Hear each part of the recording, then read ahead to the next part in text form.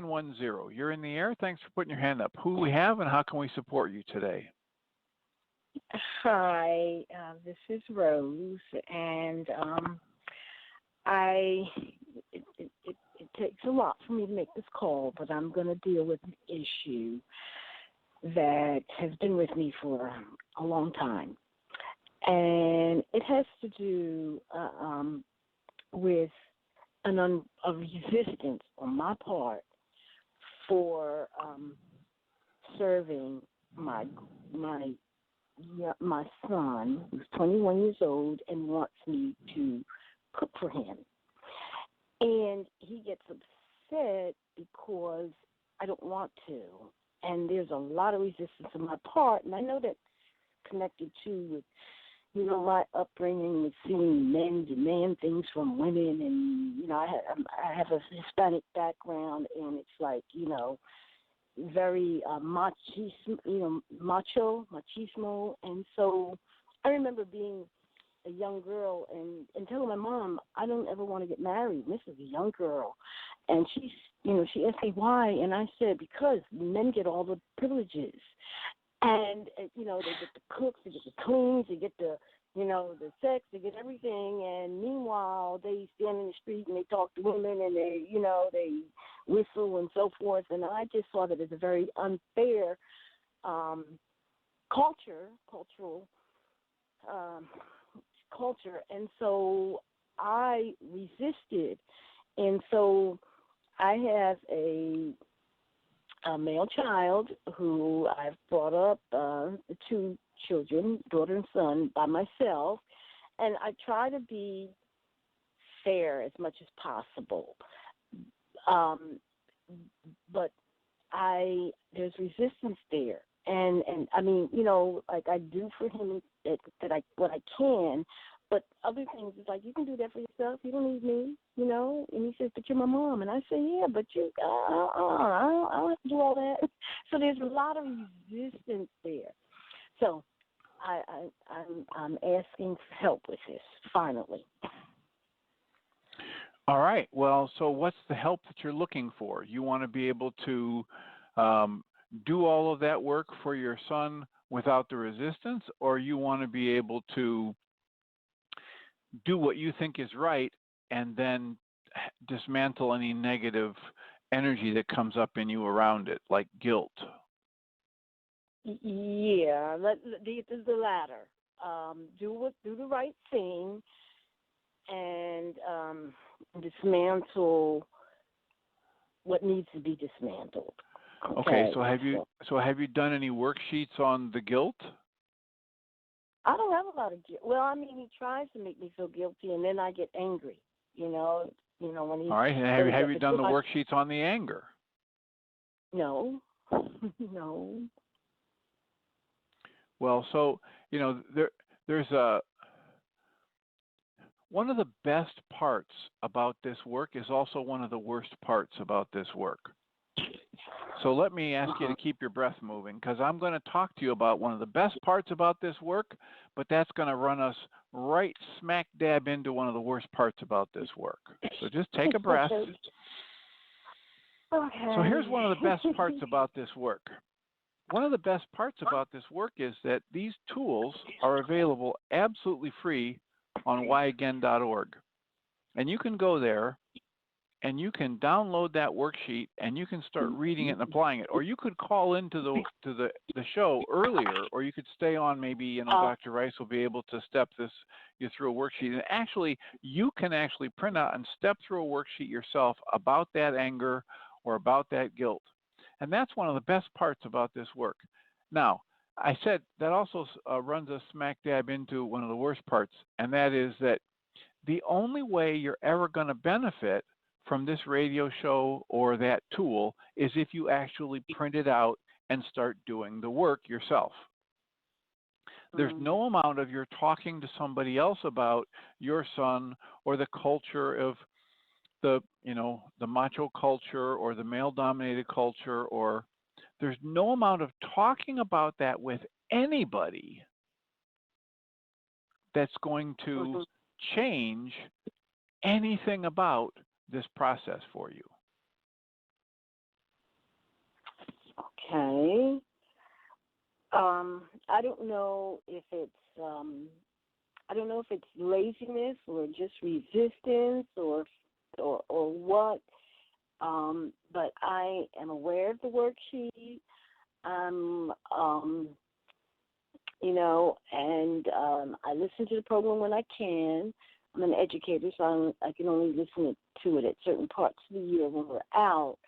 But I've been listening to you pretty regularly this summer, and I haven't done a worksheet yet, but so I don't know what it is that keeps me from starting the process. By the way, I'm part of Susan Darnell's group, and I attend regularly. I don't know if I spoke to Susan about this particular issue, but it's one that I'm very conscious of. I have a conscious awareness that I need to work on this, and yet on my own, I haven't been, able to / willing to do so. So today it's like, okay, I'm calling in. So it's just very spontaneous that I'm even making the call. So. Well, congratulations on doing that. That's, a really big, important first step. And, as I say, we've got 5 minutes left, so there's not really enough time to go through a worksheet, but we could get you started, and then Michael or Jeannie could pick it up in the second hour, or you can just ask a question if you have one about what would be the best target. The issue. All right, so start with that. What's the target? What's the target? Is it my son, the culture, my dad? I've got dad issues too. I can admit that. There's a whole lot. I know there's a lot that is connected with my resistance to doing stuff. Well, and so the critical thing here is the answer to that question is going to be, what do you have the most emotion for? When you just listed those things, is it your dad? Is it your culture? Is it the resistance? When you feel the emotional energy get stronger when you're listing those 3 or 4 topics, which one do you think you're going to have more emotional energy around? What comes up, first and foremost is I become angry with him that he expects me to do these things, and I'll put in parentheses, expects me to do these things as a woman, so that's what comes up first. I'm angry. It's like, well, you can't make me like to cook. You can't make me want to do these things. I'll do them for you, but don't insist that I like doing them. And there's a lot of resistance.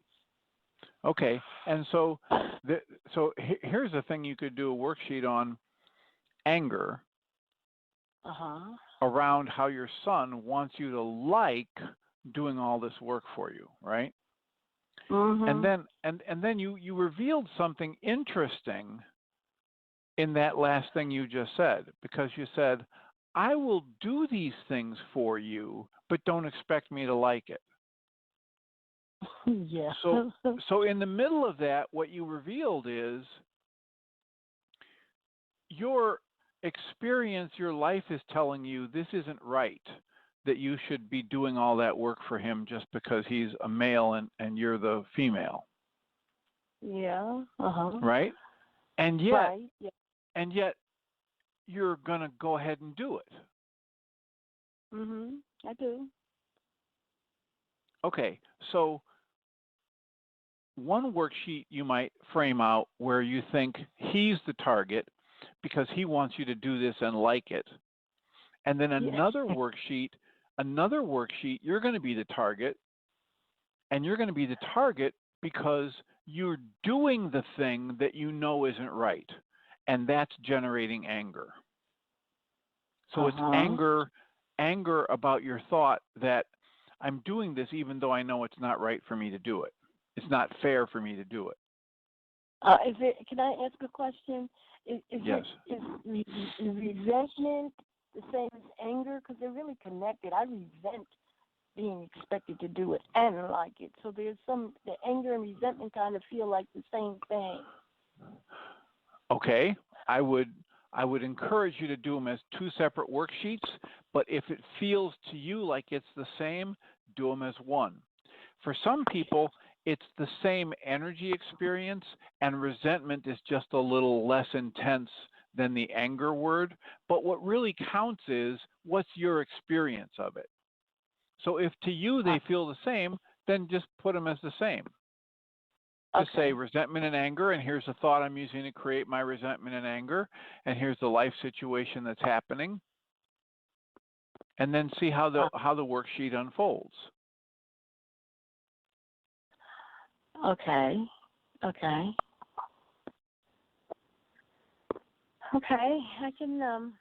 can try those. And yeah. So you got at least two worksheets there. One, my anger. I think my son is the cause because he wants me to do all this work for him and be happy about it. And the other is I'm the cause because I'm doing this stuff even though I don't think it's right or fair. I don't think I should, and yet I go ahead and do it anyway.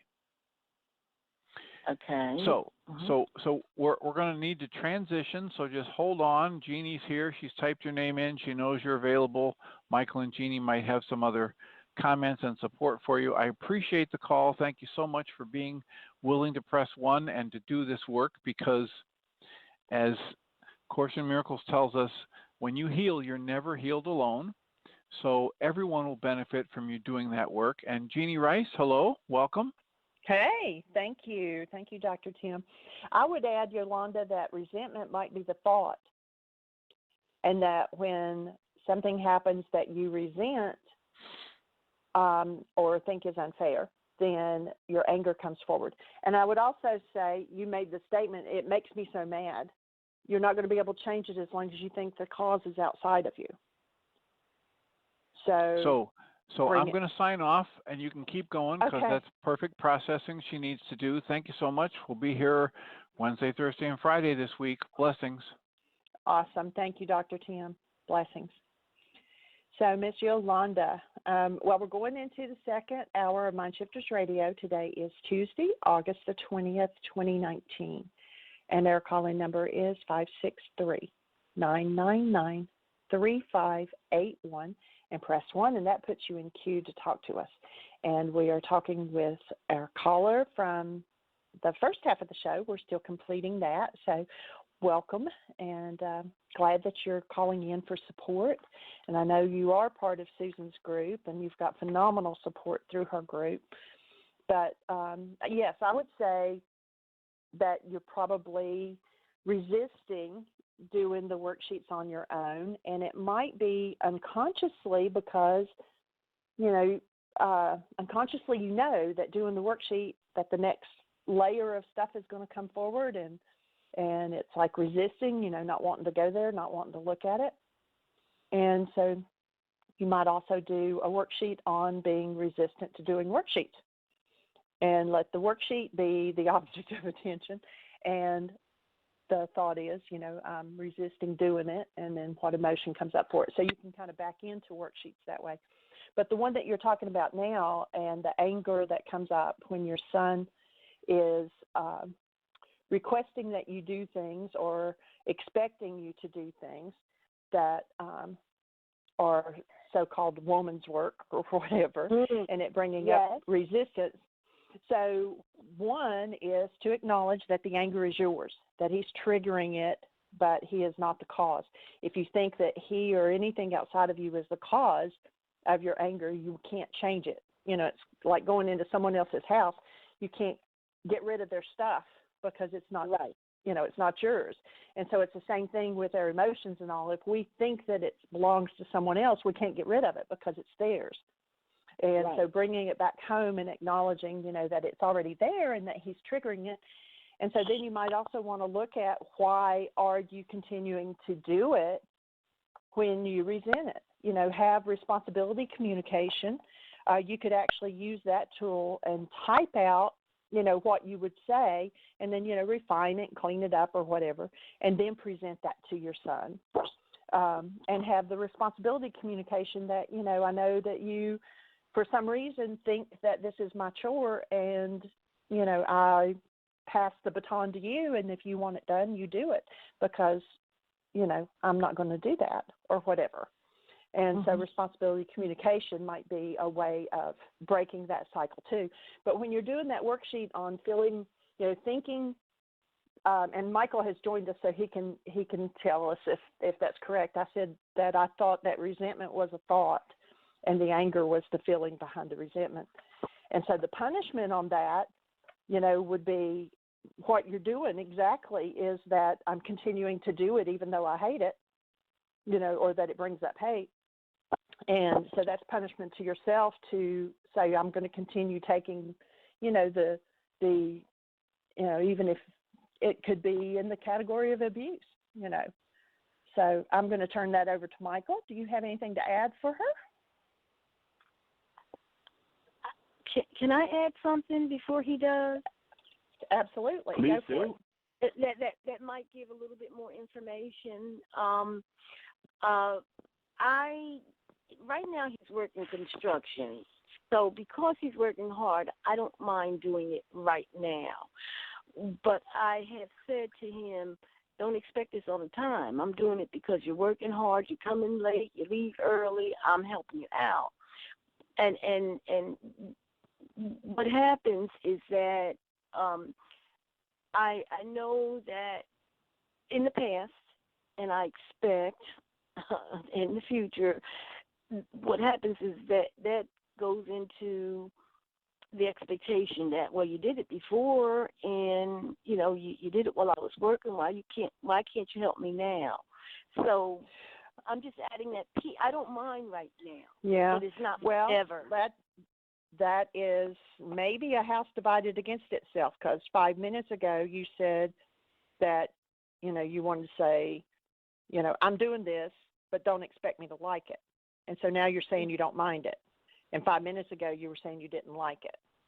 So you might have a little bit of conflict within your own self, and that might be also tied to, you know, maybe even some guilt. You know, he's working so hard and I need to do this for him, you know, or something like that. So it could hydra out into a whole lot of things. Okay. So I'll remain silent. I just wanted to add that piece so that maybe you could offer some insight. And you have. Okay. So I'm ready to listen for more. Well, we're here to support you in your willingness. And my offering would be that, you know, there's a great line from the Course in Miracles that says, I'm never upset for the reason I think. And I think I'm angry because this whole scenario with my son. And I'm not angry because of that. I'm angry because there's anger in me. Mm-hmm. And so when I can start to recognize that I'm addicted to a drug called anger, you know, somebody uses alcohol not because of this, that, or the next thing, you know, they say to somebody, you drive me to drink. No, I drink because I drink. I use anger because I use anger. And it's an anesthetic for a pain that's going on. And so when you can drop the anesthetic, you can forgive the anesthetic, they can start to touch more into what the pain is about. And I just have this sneaking suspicion, this may be totally irrelevant, but a mind shifter might be useful here. Oh. So if you've got a pen, I'd be glad to give you a mind shifter and see what that resonates. Okay, so if you'll give me a second to grab a pen, okay. I'll write it down. And somehow, as I'm looking for the pen, I'll just comment or share with you that lots of times breathing does work better for me when it's these deep issues, because it's not just my son. I know it has to do with the culture and my upbringing and seeing men, you know, so it's very complicated. So mind shifters tend to work better for me. So yes, I'm ready now. Mm-hmm. Okay. So how about I really enjoy it deeply? You're pushing it right now. I really, you're pushing it, Dr. Rice. Okay. I really enjoy it deeply. Say that with emotion and feeling. Oh my goodness.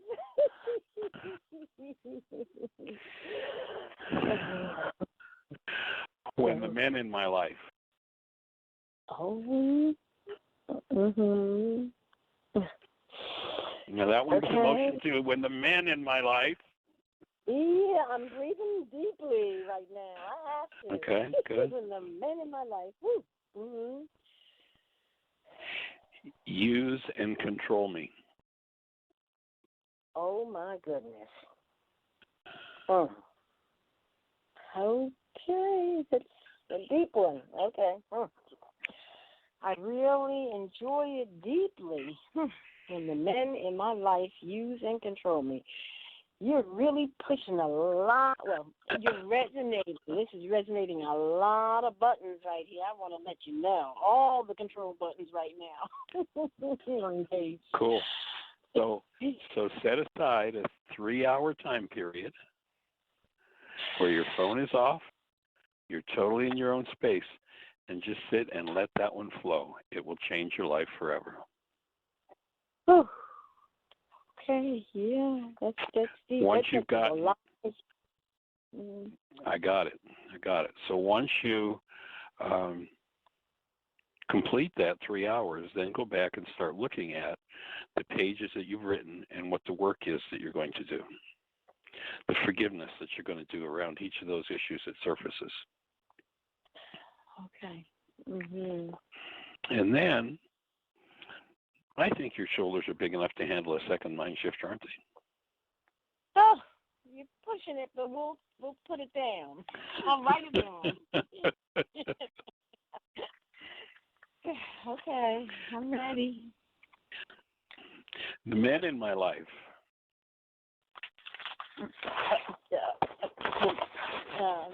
Okay.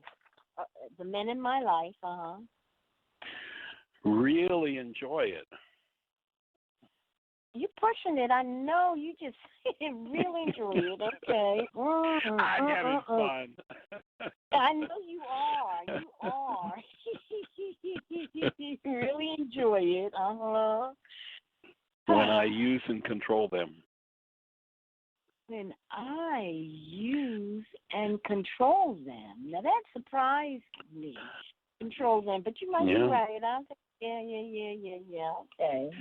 I was pushing it's a two-way street. I mean, nobody's ever accused you of being a control freak or anything, right? That's never ever happened in your whole eternal life, right? Yeah. Oh my gosh! Yeah, I have been told that. Yes, I have. Okay. I can only laugh. I mean, I really can only laugh at these two mind shifters that you have given me. My goodness. Okay. Wow. That's going to be another 3 hours. You're talking about a whole full day then. It's almost an 8-hour day we're talking about. Oh, I can't do them the same day. I don't need to do them the same day, right?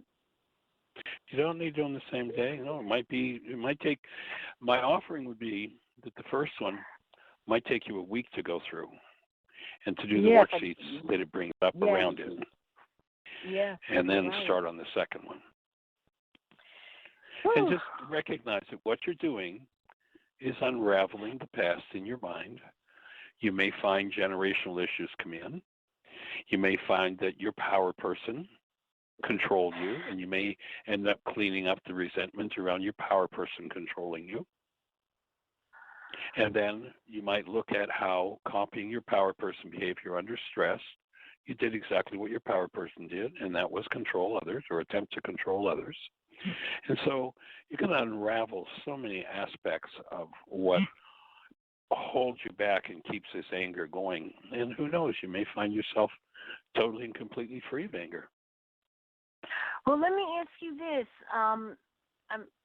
Who do you suspect my power person is? Are we talking about my dad or are we talking about my mom?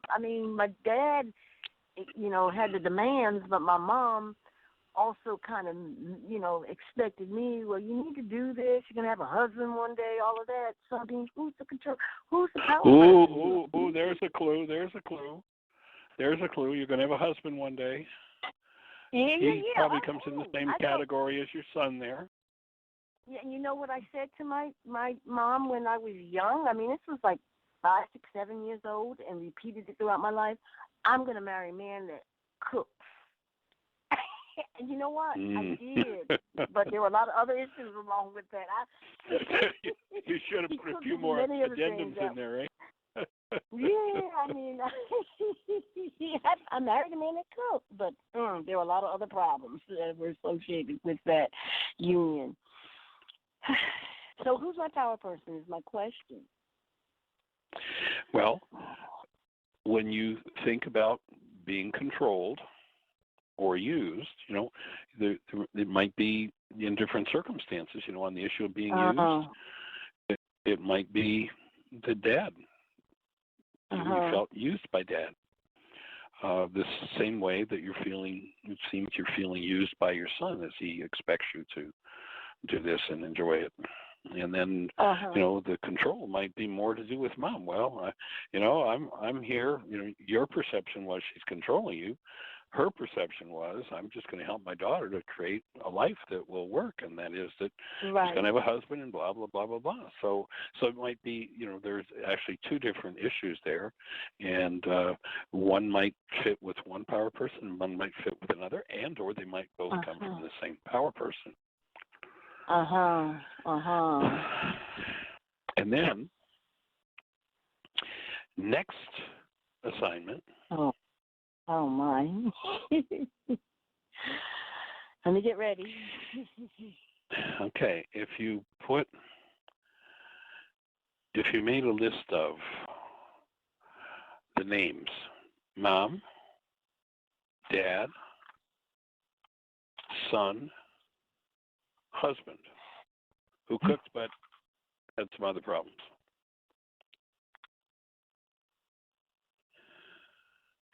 And then you looked at your advice to your son. Treating your son as a cherished equal in this circumstance, what would be your loving advice to your son? Repeat that for me. Run it down for me again. Okay. So, in the circumstance that you're working on with this whole issue, if you were treating your son as a cherished equal, in this circumstance, what would be your loving advice to him?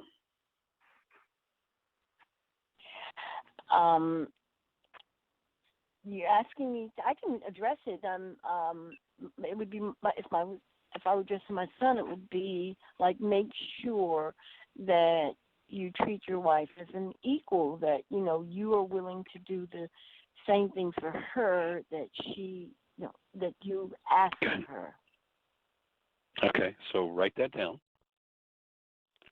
By the way, I raised him that way, but anyway. Okay. Well, except that when you were in power person mode, you were his power person, and you did what your power person did to you that you hated the most. Which was? Demand? What? Control, use. Oh. Okay. So he came by it honestly, and he's living it out. And, these are the things in family systems that need to be unraveled and healed. And can I throw in a thought? Please go for it, Jeannie. Must you? Yes. So much support. Thank you for being willing and receiving. But, we can tell our children, you need to do this, this, and this. But they learn more from the example than they do from the words. And so you may be saying, I'm going to do this for you, but I'm not going to like it. And he knows you're going to do it. So you're telling him, you can make your wife do it too. No, back up. Say that again. One more time. So by your actions of Mhm. I'm going to do this for you, but I don't like it, is basically saying, okay, so the women in your life, you know, you can control them in a way or manipulate them in a way that they'll do what you're wanting them to do, whether they like it or not. And so in a way you're saying this is how you treat your wife too. Oh my goodness. That's not what I intended to say. Oh no, come on, Dr. Rice, really?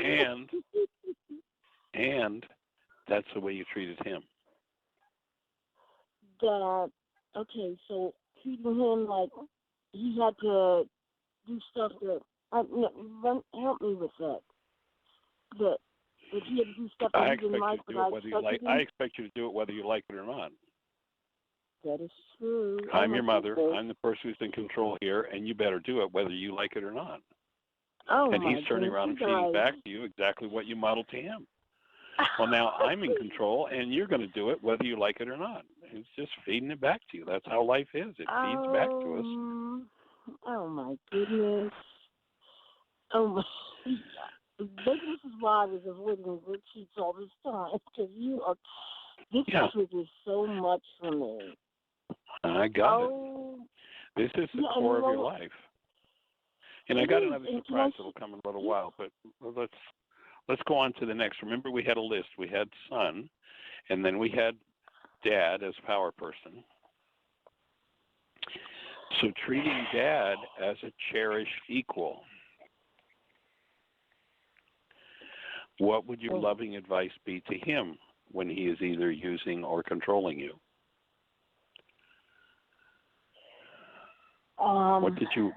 What in your most intimate moment with your dad would you like to have been able to say and have him really hear, receive, and take action on? I would have told my dad,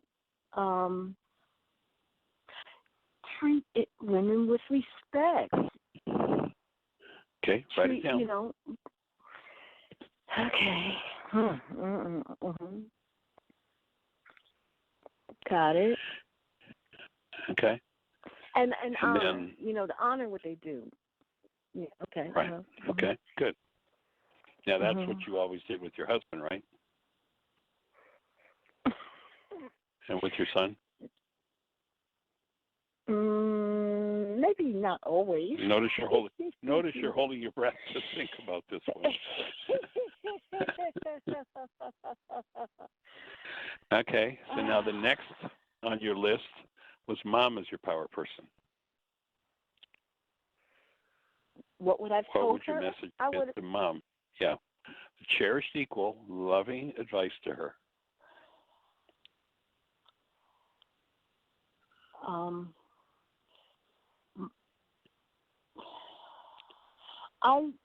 I can say it like, don't expect me to do things just because that's the way the culture demands. I like doing other things. Respect me for that. Now that's wordy, but maybe you can help me make it more concise. Well, that's what you don't want, but what would your advice be to her in that situation? What would your loving advice be to her? My loving advice to my mom would be appreciate who you are, and good one. Yeah, and what you give to others. This one came from you watching. So this one came from you watching your mother being used and controlled. Yeah. Yeah. Powerful. Write it down. Whew.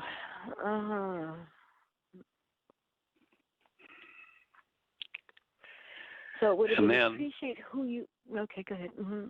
Let me finish writing, please. Appreciate who you are and what you have to offer the world. That would be. She was a sweet woman. Yeah. Okay. Okay. Value yourself. Right? You value yourself. That's it. That's 2 words. That's good. Yeah. Yeah. Okay. Cool. All right. Okay, now the next one on the list of power persons was former husband. So when you were feeling or experiencing, thinking you were being used and abused by him, what would your loving advice be to him as a cherished equal? As a cherished equal. That's the key words here in all of them. Yes. Yep. Because if you give him out of your advice out of your mind that holds him as the problem in your life, you're going to be just playing out your power person dynamic again. You want to shift out of that and into giving him truly loving advice and treating him as though he is a cherished equal. So what resonates is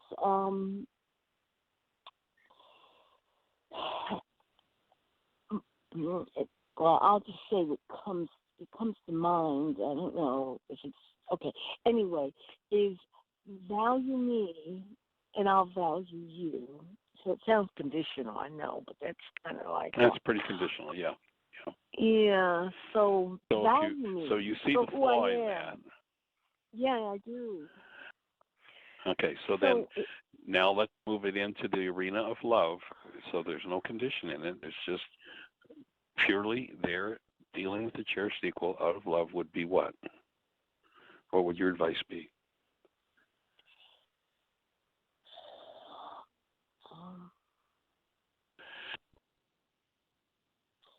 To my ex-husband.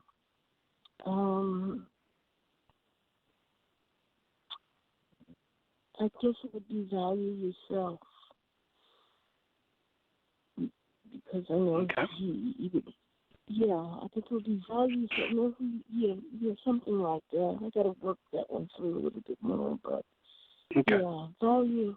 Well, use that as a starter, and you can work on that. Yeah. Okay, so now you've got 4 people who've played power person in your life. And you've got your advice to them. Good breath. That's awesome. Beautiful. You got your advice to them. So now your assignment is to start following your own advice. Because the body that your mind shows you that you think is your son isn't your son at all. Your son isn't a body. He doesn't have a body.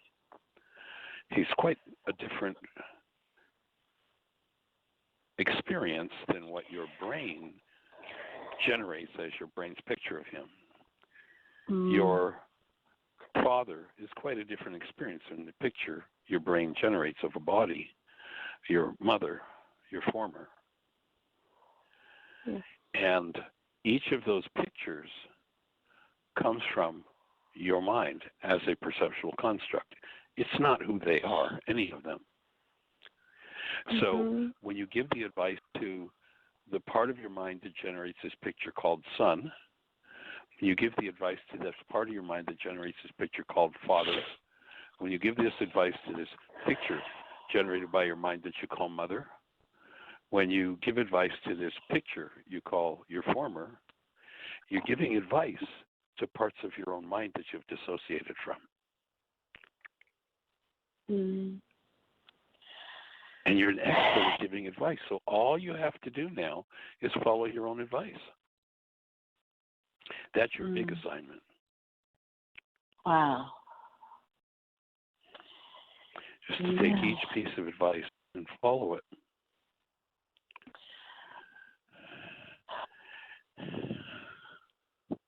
Yeah, I got a lot of work to do, don't I? Welcome to the non-human race. That's what we do when we're our non-human selves. And so notice that when you tap into that presence of love and you give advice from that state of being, you're now bringing in human advice. You're now bringing in advice that comes from who you really are rather than projected advice from your past that just keeps playing out the same dynamics. Yeah. Well, Wow. This is, I have no more words, really. Yeah, you do this piece of work, and this is a life changer. I mean, this is going to change your genes. This is going to change your generations. This is going to change everything. Mhm. I can tell you that just this session alone resonates sadness and wanting to cry on my part. Yeah, I can say that. I got you. So let's be in touch with those tears. Let yourself just be with that sadness, that grief.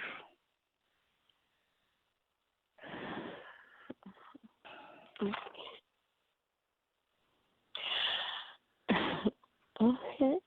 It's safe to go there.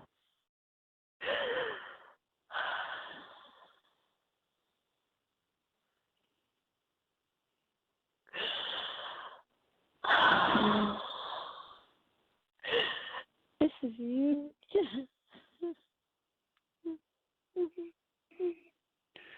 It's mourning for the loss of being.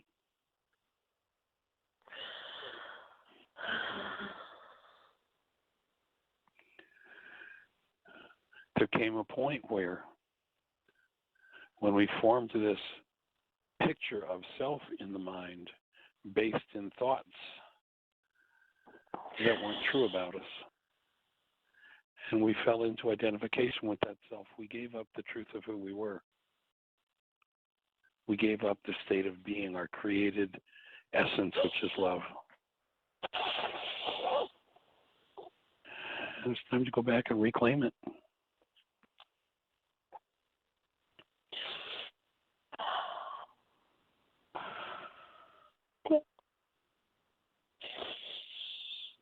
Okay.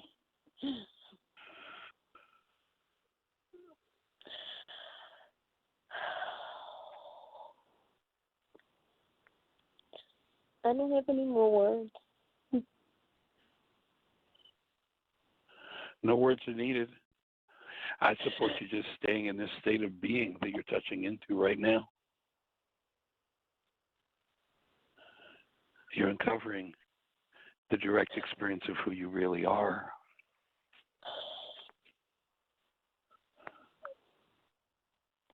And that's ultimately what this whole body of work is about, what we're here to support. And people tell themselves, and I acknowledge your willingness and your honesty, because people tell themselves all kinds of lies to keep from ever looking at this.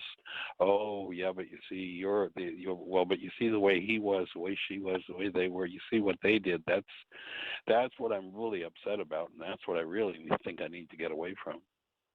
And it's all a lie. So I acknowledge your willingness to go there, because this is a deep, deep place. Yes, it is. It is.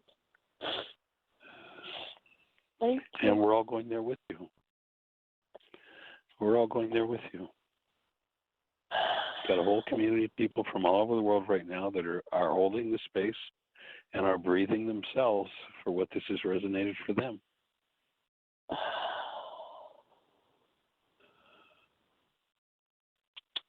Thank you. Can I share something else that I don't know that it just Please, comes up and I go for it. share?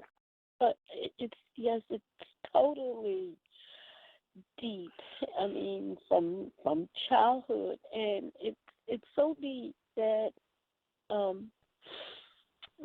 my son is getting ready to spend a year in Morocco, and I don't want to go there because I said I doubt if I visit you there because of the way that I perceive the Muslim community treatment of women. It's like I don't want to go there. So I'm saying it Right. is huge.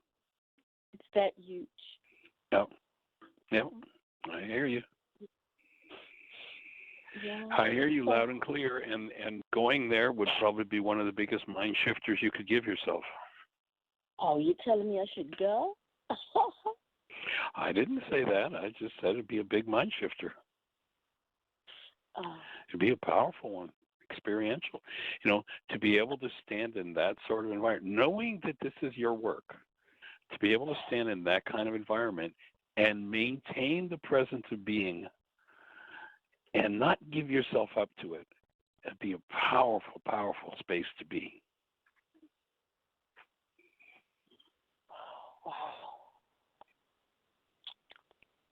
Wow. Well, it was a closed, it wasn't something I was even thinking about doing, but I'll just say that I'll consider it. That's all I can say. With what you have said to me, I'll consider it. It's not that I can say I'll do it or I won't, but at least I'll consider it. Yeah, because it was a definite no before now. It's like, I'm not going there, you know. Yeah. And as you do this piece of work, you'll be more conscious of whether that would be appropriate for you to do, if that's the next level of your work, and maybe it's not. There's no have to. I have to do it. It's just that it would take you to a whole new level, and maybe you don't need that level, and maybe your guidance will be, it would be appropriate. Right. I hear you. Yeah. Okay. Well, I'm full. Well, hopefully you're full and you're empty. Yes, both simultaneously. Yeah. Letting go of that. Yeah. Sweet. Nice piece of work. What a Thank gift you. to give to this whole community. Thank you. Thank you, and thank you, Jeannie, and thank you, Dr. Tim. Thank you. I appreciate it. I'm going to hang up now. I'll just get off the line. Thank you. Okay. Well, holding All the right. space. You're Love welcome. and bless. All right. Thank you. And let's give this piece of work a few months, and then let's have another conversation. Okay. All right. Blessings. All right. We have 3 hands up. Breathing. All right. Let's say hello. All right. The first one is 205. I think this is Joan. Hello. This is Hey there, Joan. young lady. Welcome. Thank you. I have a question about my kidney stones. I'm taking the apple cider vinegar with the honey, and I'm wondering, are there any preferences about when I do that, or how soon, before a meal or after a meal? Does it matter? Well, in the naturopathic system of things, that drink is called switchel, and it's something you just make up a quart of or a gallon of, and you just sip on it all day. You just make it your drink of the day. Now, this is for the kidney stones, not the gallstones. Yep. Right. I got it. Mm-hmm. Okay. Yeah. Okay, great. Well, I'll do that. I had just been mixing 2 tablespoons of vinegar with a little bit of honey each morning. But you're saying go ahead and mix up a whole batch. You can. You don't need to, but you can. It'd be easier, and then sipping on it all day makes a lot of sense. Okay, thank you. All right. Anything else exciting in your world? The hummingbird right outside my window. My writing table, as you know, is right in front of my window. Right. So it's always exciting to see the hummingbird come to visit me. Right.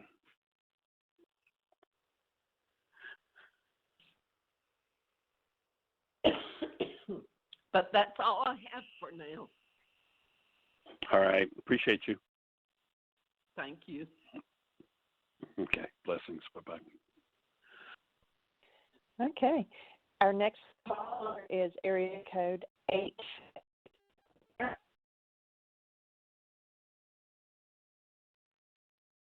Was that me? 828? That is you. Oh, the other numbers didn't come through. I just heard the 8. Hi, Jeannie. Hi. Yeah, she faded out there for a second. Hey. Okay. That was an extremely marvelous piece of work that you guys did together. Wow. I don't know who that was. I didn't catch it at the beginning of the program, but thank you so much, both of you, Michael and everybody. You were all involved.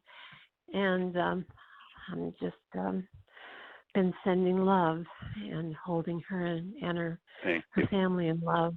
Yeah. I need some help. As you know from the past, many times have come across the belief in me that in order to qualify, that's the word, qualify for love, that I need to be perfect, the old be perfect. And meet certain conditions. I've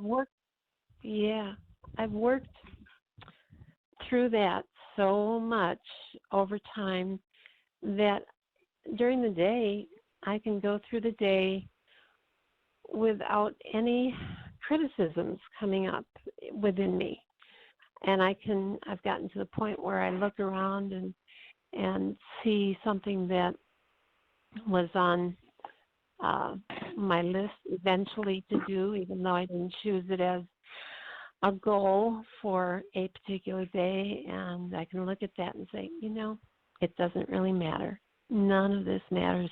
The only thing that matters is love and being loving, and that's good during the day. But then what happens sometimes is that in the middle of my sleep, when I feel I'm thinking I'm pretty defenseless, because I will wake up with this junk going on in my mind that says, you're a failure. Right. You're not good enough. I'm not good enough. And so I'm just wanting some help with what can I do besides all of the above?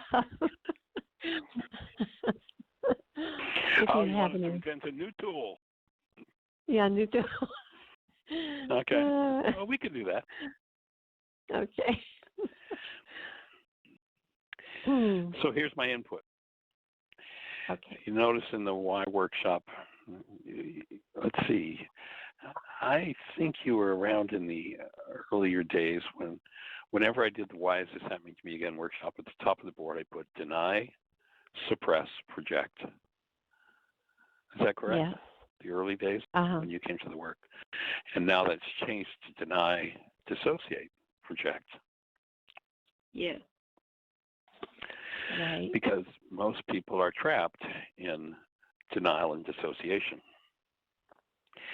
And the definition of that concept or that idea is that when I think or speak as though something outside of me is the cause of something that's inside of me, then I'm in denial. And I have to hide or dissociate from a part of my mind. Right. So you've been working on that, and it sounds like you've pretty much let go of needing to blame somebody else for it.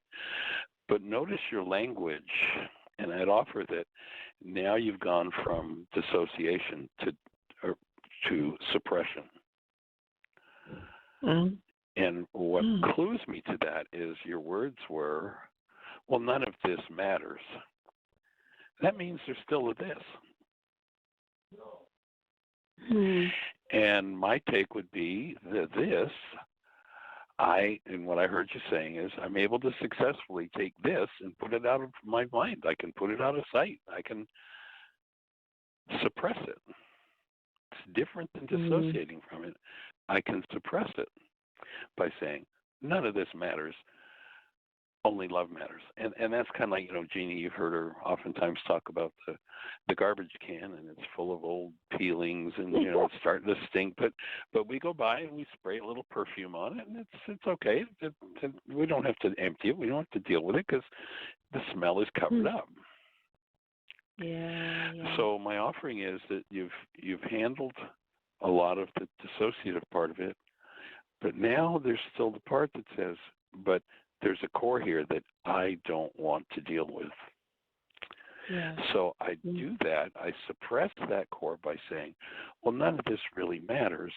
And the spray that I use to cover it up is only love is important. So I spray a little only love on it, and I can keep it in the garbage can and not empty the garbage can. Yes.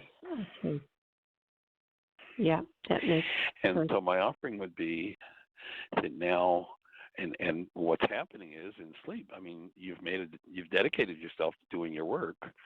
So in sleep, you're being shown that there's still a suppressed part of your mind here that needs to come up and needs to be dealt with.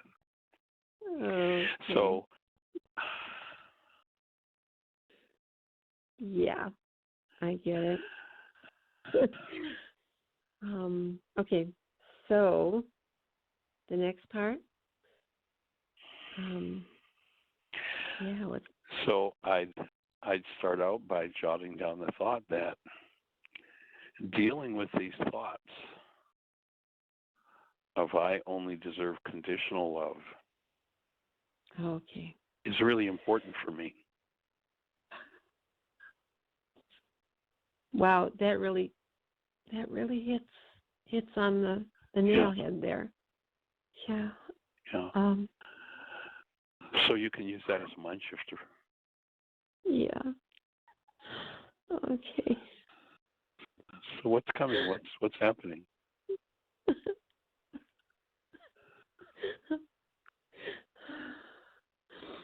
Well, that's so true. And I'm the one who's putting the conditions on myself. Nobody else is. I'm the one who's making all the demands. It's all, an inside job, of course. And it may well be a generational issue as well. If you go back, very likely, like we were talking with Yolanda, there was modeling. And very likely there was modeling of that by your power person, perhaps by others in your life. For sure. But, the kind of message that comes to kids in church is, well, you're really a sinner and you don't deserve anything God's going to give you, but God will give it to you just as a gift. As opposed to the message of, you're created in the image and likeness of God. You are created as love, and you deserve to experience that just because the Creator put the breath of life in you. Nothing else is required. Now, the first message that comes out of the mouth of so many churches is such a disaster to the human being, to the human spirit. It is a form of murdering the human spirit. And it's thought of as perfectly appropriate churchianity. And it's a disaster. And in Catholicism, in which I was raised, it's called original sin. And what's interesting, what's very interesting is that I have for so long, I don't know, maybe all of my adult life, just the idea of original sin. Like, that's just phooey, that's crazy. But I think it's kind of deeply embedded. Not if it's embedded in your mind. Yeah.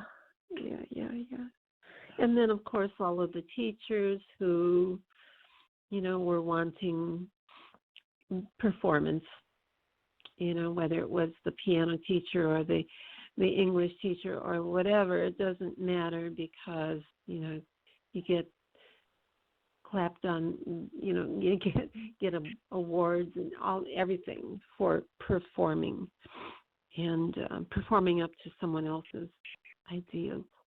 And then, of course, there's that whole situation that women, females in our world, in so many societies, to a greater or lesser degree, have been subjected to being servants of others. Okay, okay. This is going to be a good mind shifter, Michael. I only deserve good. by God.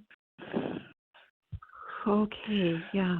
So the thought comes, if you've got access to it, and I think you can buy it on Amazon or eBay for $5 probably, or it might be on Netflix, is watch the movie Brother, Sun, Sister, Moon. You know, we just watched that recently when you were back here over at your place. Mm-hmm. Yeah. Do you remember the line that the Pope delivers to him, to Francis, when he comes to see him? When the Pope calls him back in? Do you remember the line that the Pope delivers to him? I don't remember. And it's played so powerfully. Well, what the Pope says to him is, in our search for original sin, we've forgotten original blessing. Oh, yeah. I do remember that now. Wow. Okay. Yeah. Oh.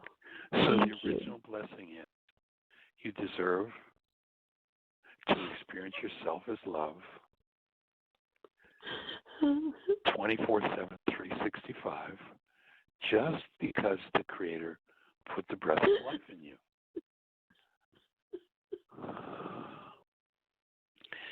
That's all that's required. And the Creator has never done any of that other stuff that humans say. The Creator's angry with you, the Creator's upset with you, the Creator's going to punish you, the Creator. That's all hooey. It's all total bullshit. Yes. Those messages have nothing to do with the Creator.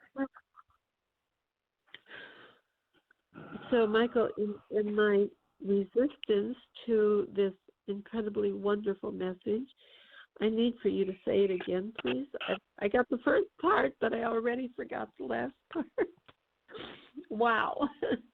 Okay, in our search for original sin, we've forgotten original blessing.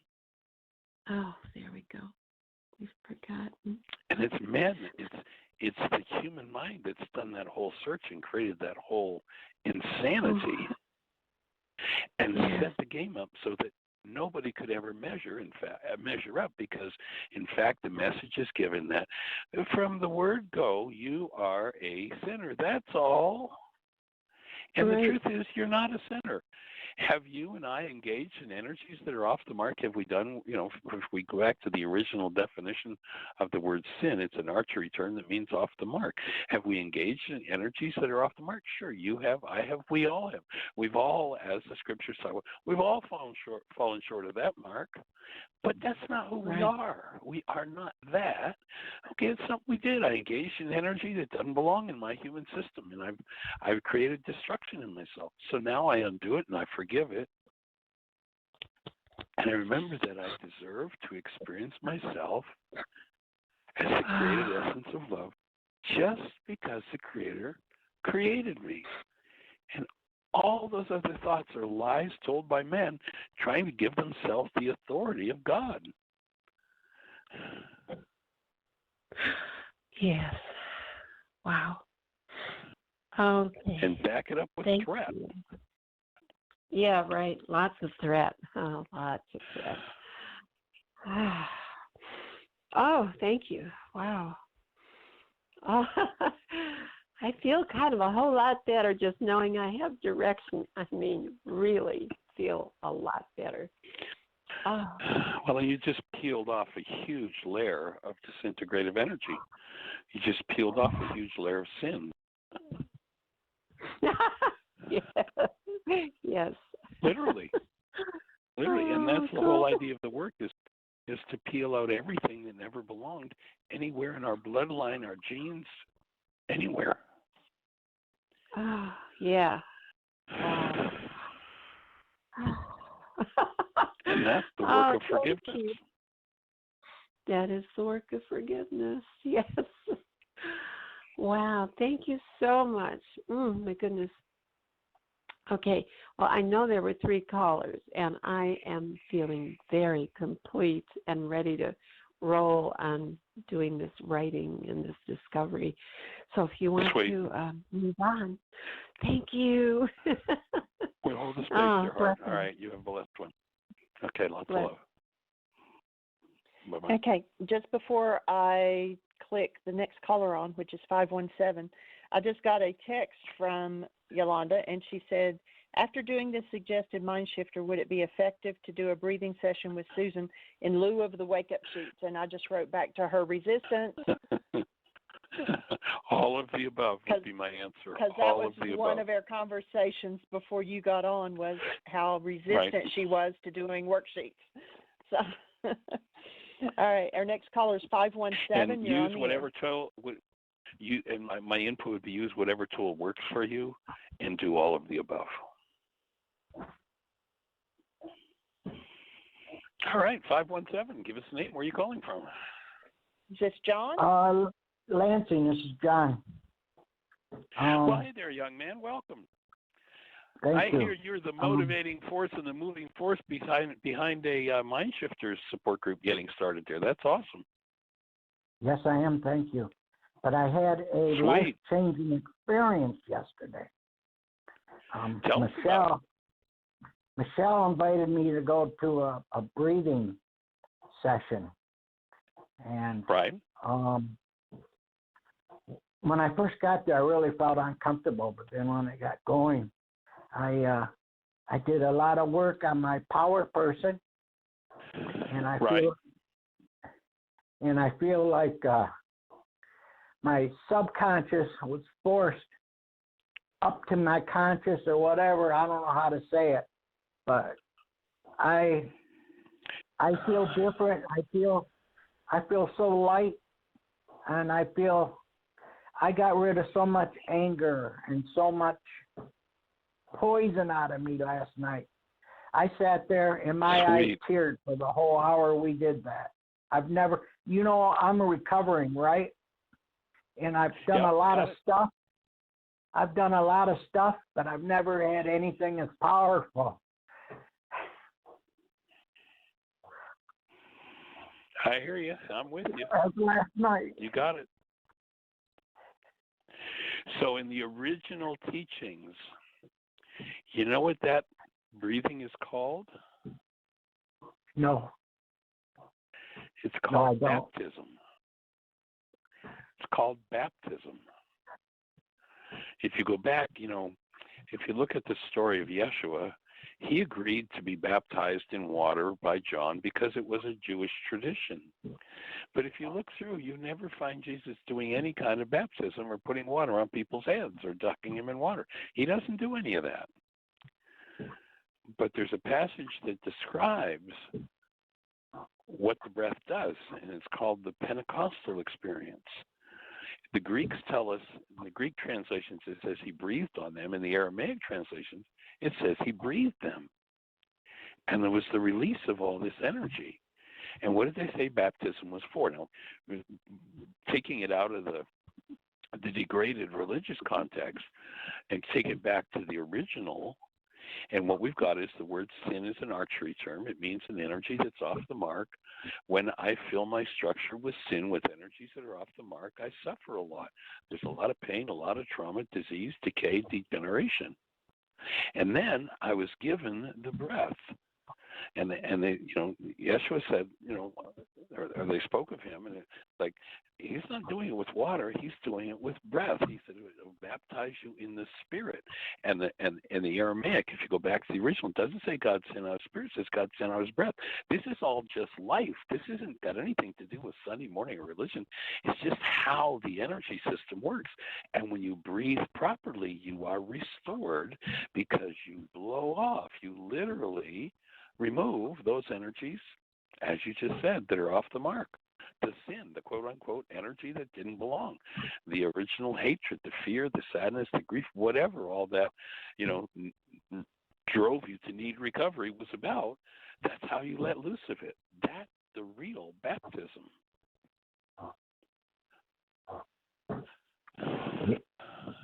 Yeah. just the release. So nice work. Yeah, that's it exactly. That's it exactly. And I experience love. Yeah, I've always looked for love from the outside of me, and love comes from within and from my higher power. And there's something. Well, even a step further, it's what you are. It's experiencing yourself as who you are. That's your created essence, John. I'm created out of love. Is. Exactly. In the image and likeness of love, he created them. Male and female, he created them. Here we are, each of us created out of the essential presence of love. And when I breathe into that and I allow that presence of being to enter my awareness, then my whole physiology starts to function off of a power supply called love rather than a power supply called hostility or fear. And that's all I've ever known. That's what we're designed for. That's all we were ever designed to know. And the world introduced us to something else. And it's time for its undoing. So I congratulate you and acknowledge your willingness. And, you know, you've done a lot of work in a very short period of time, sir. That's pretty awesome. Well, I want my life to change. Well, you got it. You got it. You're on track, and we're down to the last few seconds. So if the conversation needs to carry on tomorrow, let's make it early in the show and continue the conversation. Otherwise, the show is going to cut us off in just a few seconds. So I'm going to say thank you for that call, and everybody, thank you for your conversation. Create the best year yet of your eternal life. It's an awesome gift to give the world. Thank you, John. Thank you, Dr. Wright. Honored, delighted.